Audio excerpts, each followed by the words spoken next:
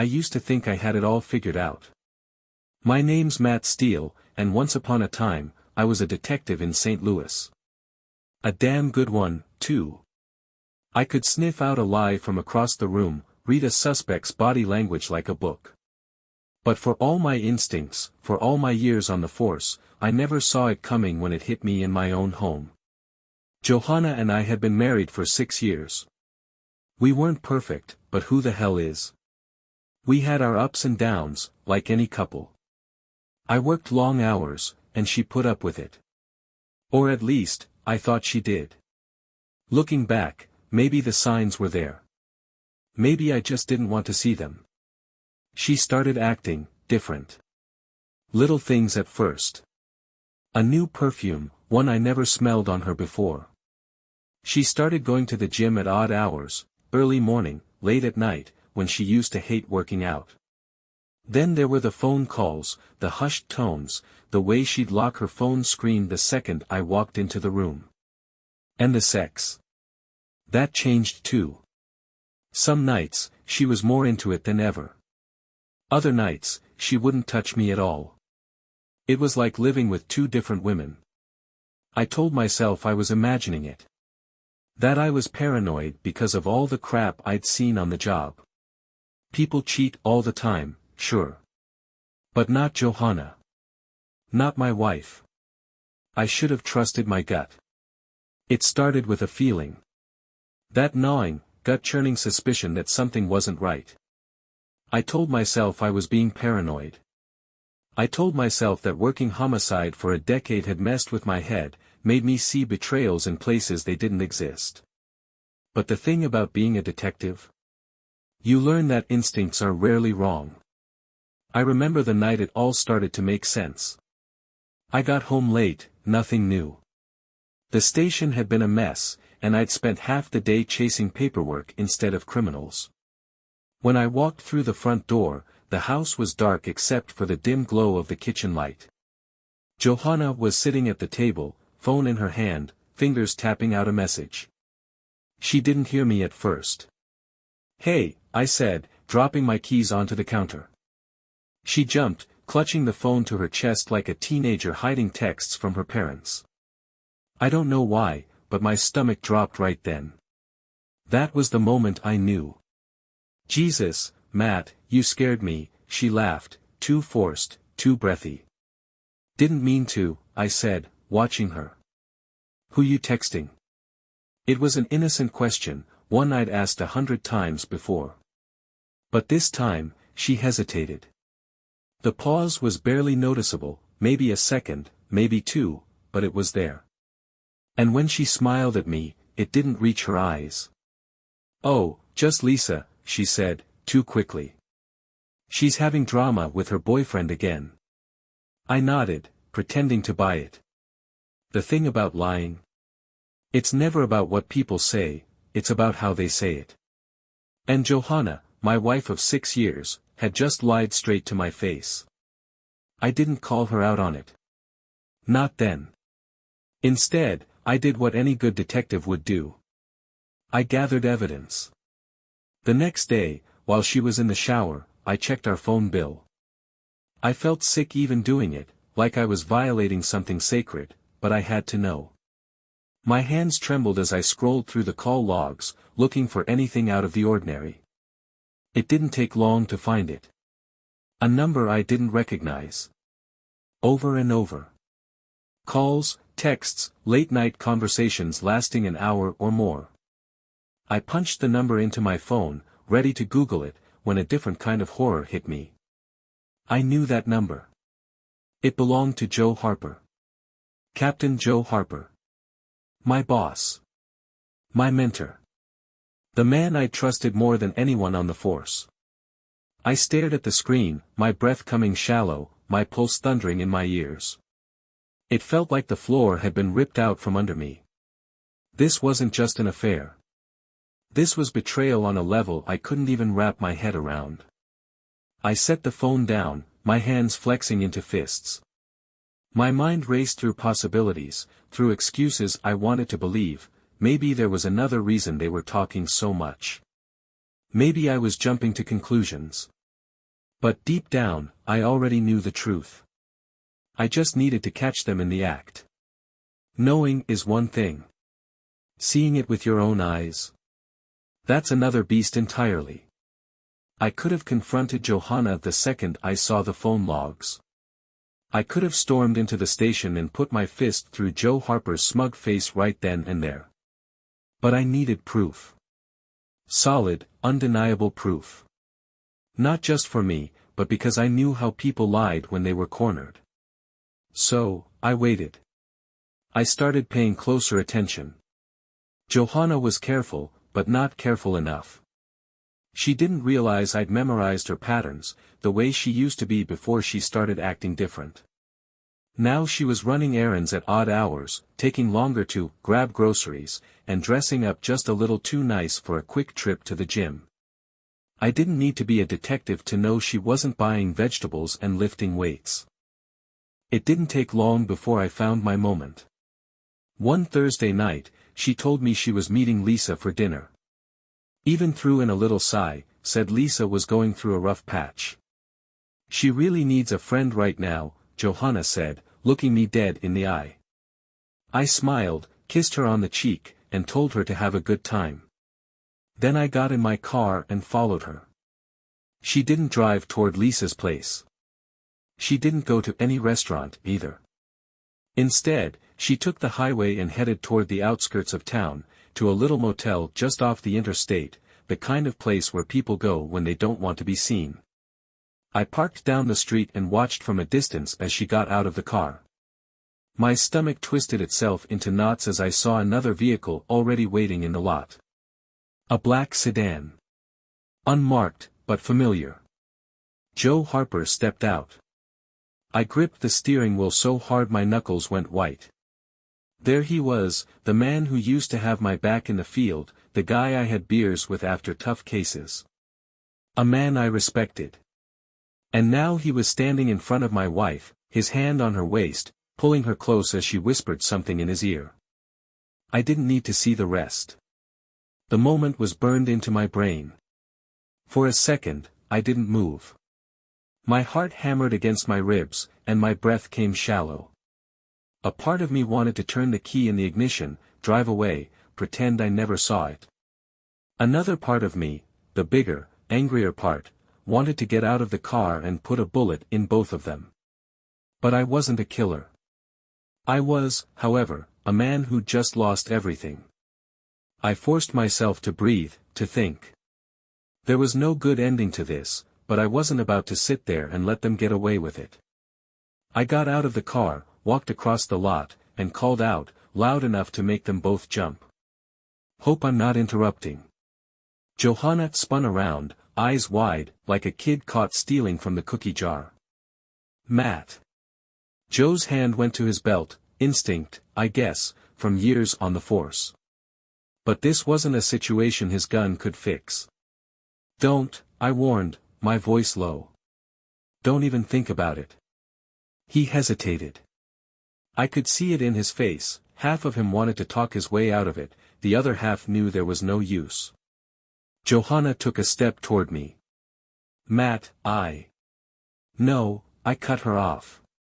You don't get to explain. Not here. Not now. She opened her mouth, but nothing came out. I could see the tears welling up, but I didn't care. Whatever she was feeling, it was nothing compared to the black hole opening up in my chest. I turned to Joe. How long? He swallowed hard. Matt, listen. How long? A pause. Then, 6 months. 6 months. I clenched my jaw so tight my teeth ached. My fists curled at my sides.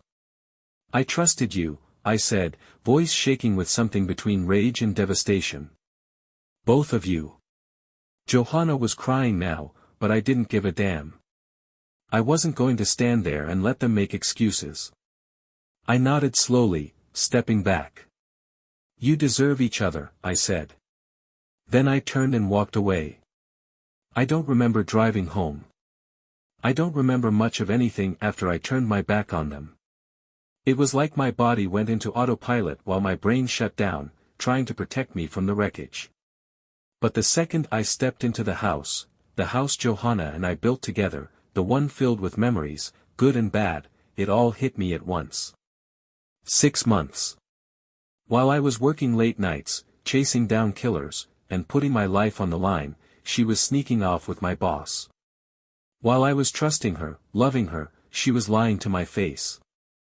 I stood in the living room, staring at nothing, fists clenched at my sides. I should have been angry. Hell, I was angry. But underneath the rage, buried under the betrayal, there was something worse. I felt stupid. I prided myself on seeing through people, on knowing when someone was hiding something. And yet, I'd been living with a lie for half a year, sleeping next to it, holding it in my arms. I grabbed a whiskey bottle from the cabinet, didn't bother with a glass. The burn in my throat was nothing compared to the fire in my chest. I don't know how long I sat there, drinking in silence, but at some point, I heard the front door creak open. Johanna. I didn't look at her. Didn't move. Just listened as she stepped inside, her breath unsteady. Matt, she said, her voice barely above a whisper. Please, can we talk? I let out a bitter laugh and finally turned to face her. She looked wrecked, mascara smudged, eyes red, lips trembling. But all I saw was the woman who had kissed another man, held him the way she used to hold me. Talk. I repeated, leaning back in my chair. Sure. Let's talk. Let's talk about how you've been screwing my boss behind my back for half a damn year. She flinched like I'd slapped her. It wasn't like that. Then tell me, I said, voice sharper now. How was it, Johanna? Because from where I'm standing, it looks pretty damn clear. She took a shaky breath, stepping closer. I didn't mean for this to happen. That's supposed to make me feel better. She shook her head, tears spilling over. I was lonely, Matt. You were never home. You buried yourself in work, and I slammed the bottle down so hard it rattled on the table. Don't you dare put this on me. She jumped, pressing a hand to her mouth. For a second, neither of us spoke. The air between us was thick with everything we weren't saying. Finally, she let out a shaky sigh. I never wanted to hurt you. Yeah. Well, congratulations, I said, standing up. You did. She reached for me, and I stepped back. I couldn't stand the thought of her touching me. Not after tonight. I love you, Matt, she whispered. I swear, I do. I let out another laugh, but there was no humor in it. You don't do this to someone you love. She said nothing. Just stood there, breaking apart in front of me. And for the first time since I'd caught her, I realized something. I didn't love her anymore. Maybe I had yesterday. Maybe I still would've if she'd never gotten caught. But now, looking at her, standing in the house we were supposed to grow old in, I felt nothing but exhaustion. I rubbed a hand over my face. I can't do this, Johanna. Her breath hitched. Matt, please. I shook my head. I'm done. Her face crumpled, but I didn't stay to watch her fall apart. I grabbed my keys, walked out the door, and didn't look back. Whatever we had was dead. And I was finally ready to bury it. I drove without a destination, just trying to outrun the weight pressing down on my chest.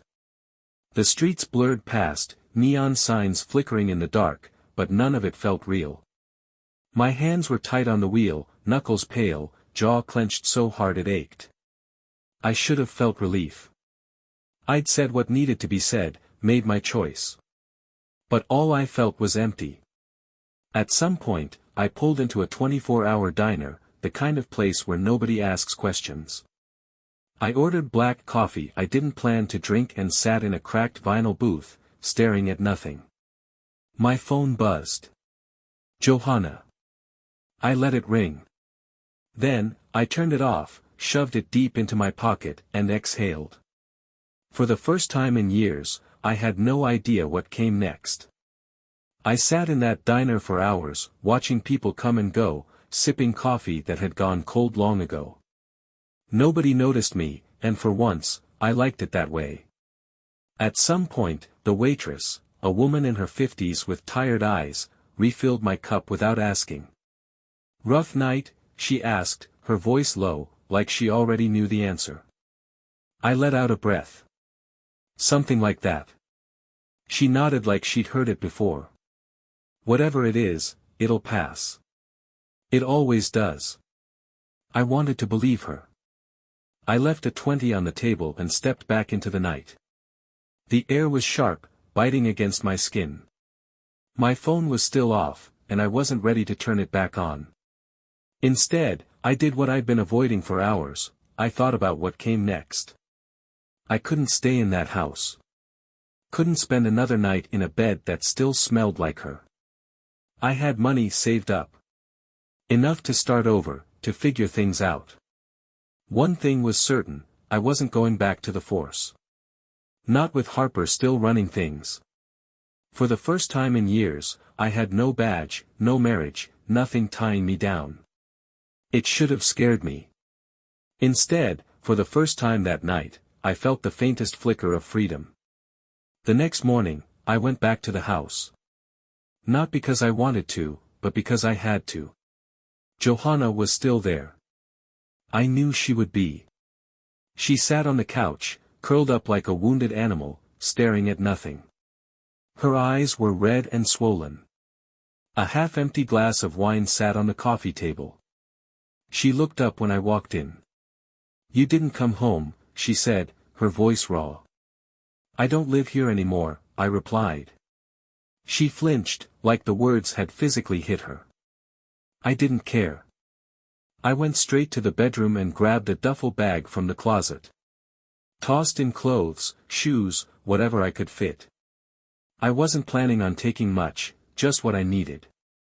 Johanna stood in the doorway, hugging herself. "Where are you going?" "Doesn't matter." She swallowed hard. "Matt, please, don't do this." I zipped the bag, slung it over my shoulder. "You already did." She took a step closer, reaching for me, but I moved past her. I didn't want to hear more apologies. Didn't want to hear how she never meant to hurt me, or how it just happened. Affairs don't just happen. Choices are made. And she made hers. As I reached the front door, she tried one last time. "I still love you," she whispered. I paused. Turned to look at her. "No, you don't," I said. "You love what we used to be." She didn't argue. Maybe because she knew I was right. I stepped outside, leaving behind 6 years of marriage, a house full of memories, and the woman I thought I'd spend my life with. I didn't look back. I spent the next few nights in a cheap motel, the kind that smelled like cigarette smoke and bad decisions. It wasn't much, but it was mine. I turned my phone back on. 30 missed calls. A flood of messages. Some from Johanna, some from mutual friends who'd clearly heard what happened. I ignored them all. Except one. Frank Calloway. Frank had been my closest friend on the force. A good cop, one of the few left. "Frank, heard what happened. Meet me at Tony's when you're ready." Tony's was an old dive bar on the edge of town. Our place. Where we went when the job got too heavy, when we needed a drink and a friend who understood. I stared at the message for a long time before replying. Be there in an hour. I wasn't sure what came next. All I knew was that I couldn't go back to the life I had. And maybe, just maybe, that was a good thing. Tony's was the kind of place where the jukebox was always broken, the whiskey was poured heavy, and the regulars didn't ask questions. When I walked in, Frank was already there, nursing a beer at the bar. He looked up, nodded once, and slid a glass of bourbon in my direction before I even sat down. "Figured you'd need it," he said. He wasn't wrong. I took the glass, let the burn settle in my throat, and exhaled. Frank didn't say anything at first. Just let me sit in silence, which I appreciated. He was one of the few guys who knew when to talk and when to shut the hell up. Finally, he broke the quiet. So, you're really done? With her? Yeah. He nodded, swirling the beer in his glass. What about the force? I let out a humorless laugh. Can't exactly go back, can I? Not with Harper still running the show. Frank sighed. He's a piece of shit, Matt. Always has been. Yeah, well. Now I know just how deep that goes. Silence settled between us again. After a moment, Frank shifted, turning to face me fully. So what's next? That was the million-dollar question. I could start over somewhere else. New town, new job, new life. But that wasn't me. Running wasn't my style. Instead, I found myself thinking about what I was actually good at, digging for answers, uncovering the truth, seeing through the lies. That hadn't changed just because I didn't have a badge anymore. I took another sip of bourbon. I don't know yet, I admitted. But I've been thinking. Maybe it's time I do my own thing. Frank raised an eyebrow. Like what? Private investigations. He let out a low whistle. That's a hell of a shift. Not really, I shrugged. Same work, different rules. Frank considered that, then nodded. Could be good for you. You always did like getting into trouble. I smirked. Still do. We clinked glasses. It wasn't much, but for the first time in a while, I had an idea of where I was going. And that was enough. For now. A week passed. I found a small, no-frills office space downtown, cheap rent, a desk, and a coffee pot that barely worked. It wasn't much, but it had a door with my name on it. Matt Steele, Private Investigations. Didn't have a single client yet, but that changed faster than I expected. It was late afternoon when she walked in, blonde, mid-40s, expensive jewelry that didn't quite fit with the rest of her outfit. She looked nervous, eyes darting around like she wasn't sure if she should be here. Mr. Steele. I nodded. That's me. She hesitated, then sat down, smoothing her skirt. My name is Angela Robinson. I need your help. I leaned back, watching her. What kind of help? She glanced at the door, lowered her voice. I think my husband is having an affair. I barely stopped myself from laughing. Of all the cases I could have started with, it had to be this. I don't usually take domestic cases, I said, half considering turning her down. She swallowed. I'll pay you well. That caught my attention. I wasn't exactly in a position to be picky. Tell me everything, I said. She exhaled, relief washing over her face, and leaned in. As she spoke, I took notes, but something about her story felt off. I didn't know it yet, but this wasn't just another cheating husband case. This was going to get ugly. Angela Robinson's hands trembled as she spoke. Either she was nervous, or she was one hell of an actress. My husband, Charles, has been distant for months, she said, voice barely above a whisper. Late meetings, unexplained trips, phone calls he won't take in front of me. I nodded, jotting notes down. Same old story. Have you confronted him? I asked. She let out a bitter laugh. Of course. He denies everything. Says I'm imagining it. That was classic. The gaslighting. Making the wife feel crazy while he ran around behind her back. Any other signs? I asked. She hesitated. Money is disappearing. Large amounts. When I ask, he tells me it's for business expenses, but something feels wrong. That got my attention. Affairs were messy, Sure, but when money started vanishing, things took a darker turn. I set my pen down. Mrs. Robinson. Angela, please. I nodded. Angela, you don't just think he's cheating, do you? Her lips pressed into a thin line. No. What else do you think he's into? She hesitated. I watched her carefully. She wanted to tell me something, but something was holding her back. Angela, I said, my voice softer now, if you want my help, I need the whole truth. She swallowed hard. Then, finally, she said it. I think he's involved in something dangerous. I sat back, studying her. Drugs? Gambling? Fraud? She shook her head. I don't know. But I found a gun in his desk. And Charles doesn't own guns. Now we were getting somewhere. I picked up my pen again. All right. I'll take the case. I'll follow him, see what he's up to. But if I find something worse than an affair, are you ready for that? She didn't answer right away. When she did, her voice was steady. I just want the truth. I nodded. Then that's what I'll find. As she left, I leaned back in my chair, staring at the ceiling. This wasn't just about a cheating husband anymore. And something told me I was about to step into a much bigger mess than I bargained for. I started with the basics, routine surveillance, tracking Charles Robinson's movements, looking for anything out of the ordinary. It didn't take long to find it. The guy had a pattern. Left his office at the same time every evening, told his wife he was working late, but he wasn't going home. Instead, he drove across town to a private club, one of those places with no signs, where you needed to know someone to get in. That was my first red flag. I sat outside in my car, watching.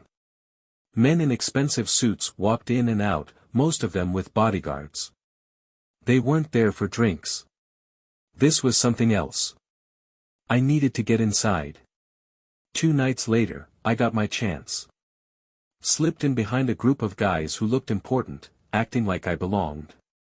Inside, it was all dark wood, leather chairs, and quiet conversations. The kind of place where the real business happened behind closed doors. I spotted Robinson in the back, talking to a man I recognized, Tommy the Turtle DeMarco. Loan shark. Enforcer. The kind of guy you didn't meet with unless you owed money or wanted someone taken care of. I couldn't hear the conversation, but I didn't need to. Their body language told me everything. Robinson was nervous. Tommy was calm, like a man holding all the cards. Then I saw it, Robinson slid an envelope across the table. A payoff. For what?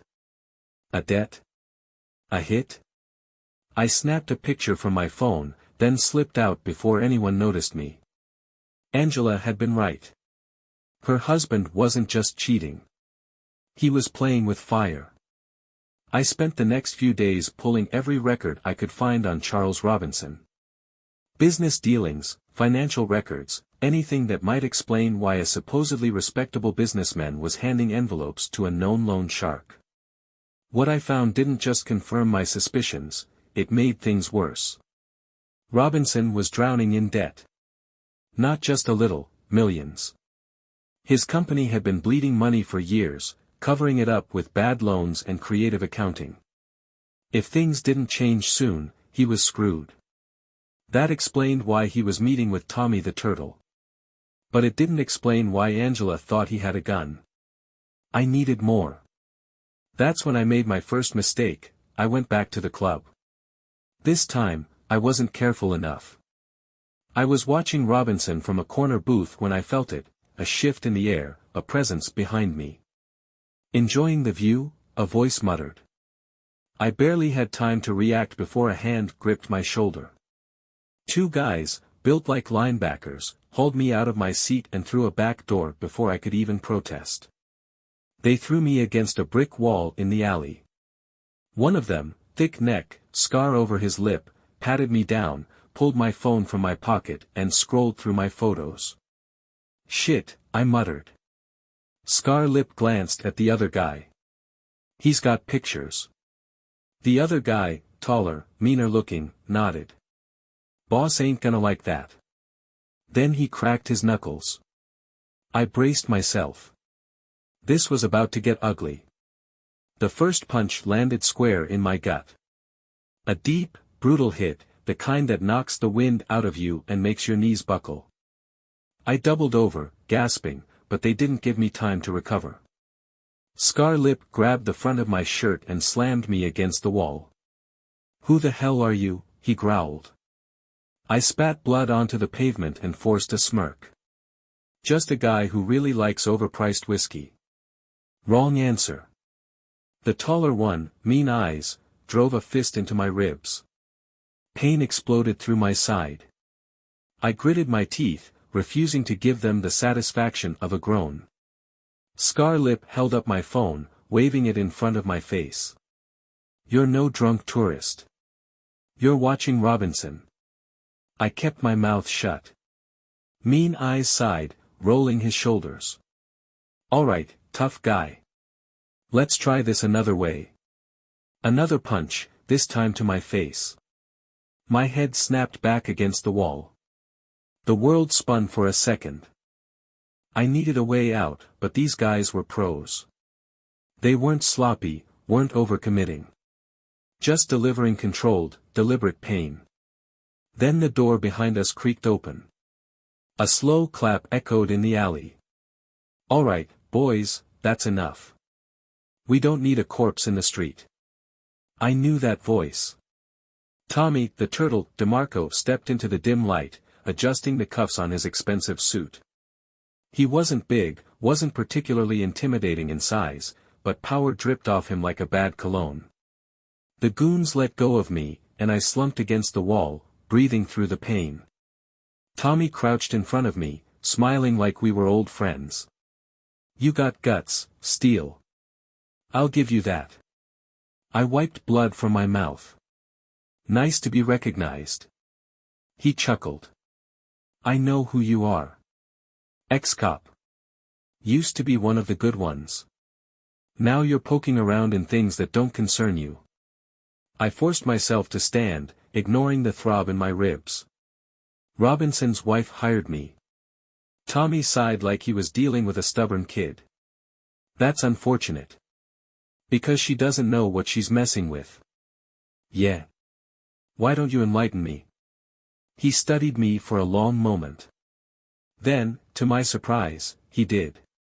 Robinson made some bad bets. Got in deep with people he shouldn't have. The kind of people who don't like waiting for their money. He shrugged. I'm just helping him settle his debts. And what's in the envelope?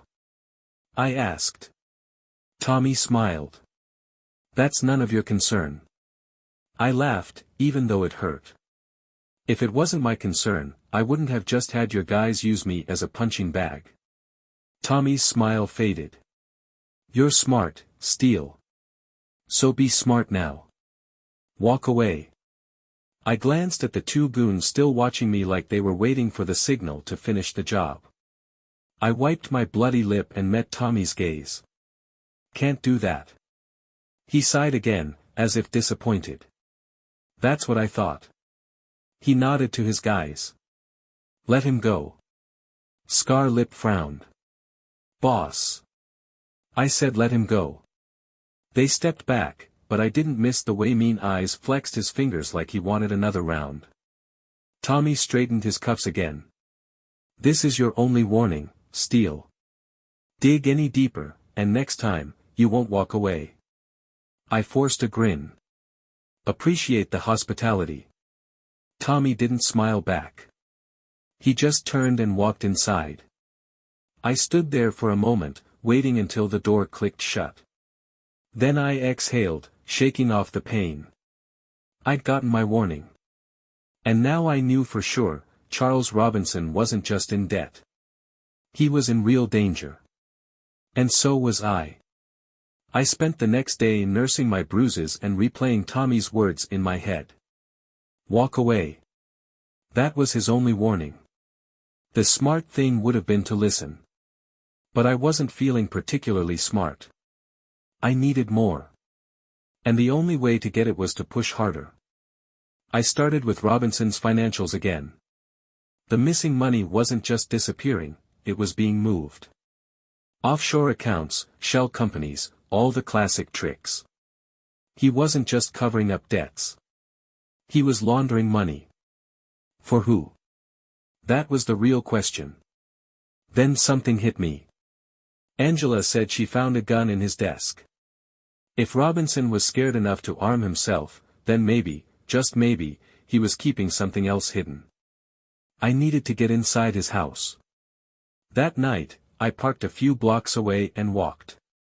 Angela had given me the spare key, just in case, but I wasn't dumb enough to use it. If Robinson was paranoid enough to carry a gun, he probably had security cameras. Instead, I took the long way, through the backyard, past the pool, and to the patio door. It was locked. Expected. A quick pick took care of that. Inside, the house was dark. Silent. I moved fast, heading straight for his office. The place was immaculate, too clean. Almost like he knew someone might be looking. I checked the desk first. Empty. No gun, no documents, nothing useful. Damn. I was about to leave when something caught my eye, a safe, half hidden behind a bookshelf. Bingo. I crouched, inspecting it. Not high-end, but not cheap either. A keypad entry. That meant I needed a code. I tried the usual suspects. Birthdays, anniversaries, nothing worked. Then I tried something stupid. Angela's birthday. Click. I exhaled. Robinson might have been a cheating bastard, but he was sentimental. I pulled the safe open. Inside was a stack of documents, a thick manila folder, and a pistol. I grabbed the folder and flipped through it. Bank statements, wire transfers, signed contracts. The names on them made my blood run cold. Charles Robinson wasn't just laundering money. He was working for the Blackburn Syndicate, one of the biggest organized crime outfits in the state. That explained why Tommy the Turtle was involved. But this wasn't Tommy's game. This was bigger. A hell of a lot bigger. I barely had time to process before I heard it. The front door unlocking. Robinson was home. And I was trapped. Footsteps echoed down the hallway. Slow. Cautious. Robinson knew something was off. I shoved the folder under my jacket, carefully closed the safe, and moved to the darkest corner of the room. My heart pounded in my ears. The only way out was through the door, and he was standing on the other side of it. The knob turned. I tensed. Charles Robinson stepped inside, flipping on the desk lamp. His face was tight, drawn. He walked straight to the desk and opened a drawer, probably looking for the gun that wasn't there. That's when I moved. I lunged, grabbing him by the collar and slamming him against the bookshelf. His eyes went wide with shock. What the hell? Keep your voice down, I hissed. Unless you want your wife to wake up and hear how deep in shit you really are. His face paled. You don't understand. Oh, I understand perfectly, I cut him off. You're in bed with the Blackburn Syndicate. You've been funneling their money, using your business as a front. You screwed up, got yourself in debt, and now Tommy the Turtle is babysitting you. Sweat beaded on his forehead. I didn't have a choice. There's always a choice. I pressed him harder against the shelf. Tell me, Charles. What was in that envelope you handed Tommy? His throat bobbed as he swallowed. It was, insurance. I narrowed my eyes. Insurance? He nodded quickly. Proof. Documents, account details, all of it. If something happened to me, the files would go public. I exhaled sharply. So that's why you're still breathing. They threatened to kill me, he whispered. I thought if I played along, they'd let me go. I scoffed. You don't just walk away from people like that. His breathing was ragged now. What do you want from me? I let go, stepping back. I want to know if you had anything to do with Cynthia. His face twisted in confusion. What? Your wife thought you were cheating. I studied him. But I don't think you were. I think you were covering something up. And now, she's in danger. His hands clenched. I never wanted her involved. I kept her away from this. I shook my head. That's not how this works, Robinson. He ran a hand through his hair, panicked. I don't know what to do. I sighed. You're going to help me bring them down. His eyes snapped to mine. Are you insane? If I go against them, they'll kill you either way, I said bluntly. Your best shot is working with me. We gather everything. We hand it over to the right people. He was shaking now, but I could see it, the understanding creeping in. He was screwed no matter what. But at least with me, he had a chance. Okay, he whispered. Okay. I nodded. Good. Now pack a bag. You're coming with me. Because if the Blackburn Syndicate figured out what I knew, we were both dead men walking. The dust had settled. The case was over. Charles Robinson had cut a deal, spilling everything he knew about the Blackburn Syndicate in exchange for witness protection. Angela filed for divorce the same week. She walked away with her life, but not without scars. As for me, I'd survived, barely. Tommy the Turtle disappeared after the syndicate started crumbling. Some said he fled the country, others claimed he didn't make it that far. Either way, I wasn't looking for him. Not anymore. I stood outside my new office, staring at the name on the door. Matt Steele, private investigator. It wasn't much, but it was mine. A second chance. A soft laugh pulled me from my thoughts. I turned to see Abby standing there, arms crossed, that familiar smirk on her lips. She'd been through hell with me, but somehow, she stuck around. You're really doing this, huh? She asked. I nodded. Yeah. I think I am. She tilted her head, studying me. And you? You doing okay? I thought about everything, the betrayal, the fights, the danger. I thought about Johanna, about Harper, about how everything I thought I knew had fallen apart. Then I looked at Abby, at the life ahead of me, at the city stretching out before us. For the first time in a long time, I wasn't looking back. I smiled. Yeah. I think I will be. The past was behind me. And for the first time in years, the future didn't seem so dark.